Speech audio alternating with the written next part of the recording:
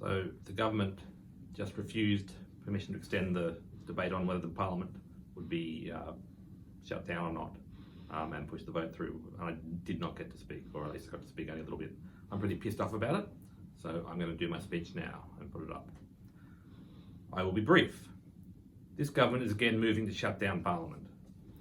The Leader of the government has made assurances that their legislative agenda will not be slowed down and will make up for the lost weeks. I'm not concerned with the government's legislative agenda. I'm concerned with the function of Parliament as an oversight body. Last time this happened, last time the government tried to prevent this House from sitting, last year, the former Health Minister lied and said that they'd been forced to sit by recalcitrant MPs. We've heard the same messaging this morning. There is no power for us not to sit.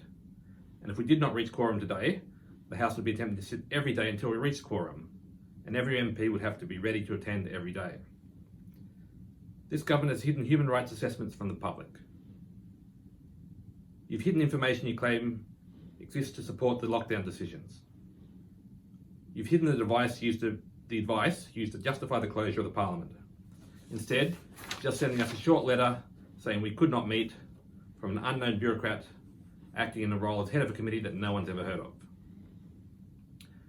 We're seeing news that you've deliberately hidden reports showing that there's a 51% spike in attempted suicide by teenagers.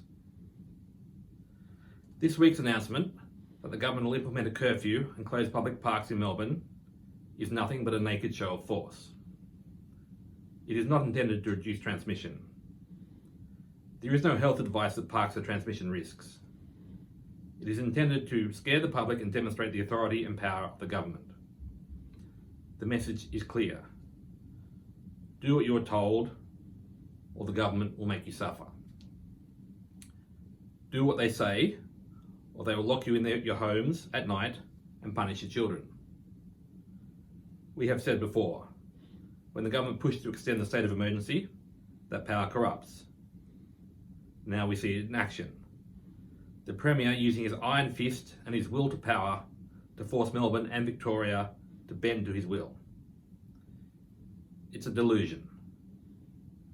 The government's banned protest and have publicly targeted disobedience and dissent. They've used mounted police to trample protesters and helicopters to monitor people in their homes, without cause and without warrants. We're now in lockdown 6. The vaccine target's are months away, and we're being told we won't open up even if those targets are met. And this government still has no idea why people are refusing to be obedient. We've seen no plan to end the use of emergency powers that are set to expire in December. This government has had over a year to work on legislation, but has refused. This government has abused the public trust for months, and any goodwill that we had towards them regarding the management of the pandemic has dried up long ago. I'm not surprised that people are fed up.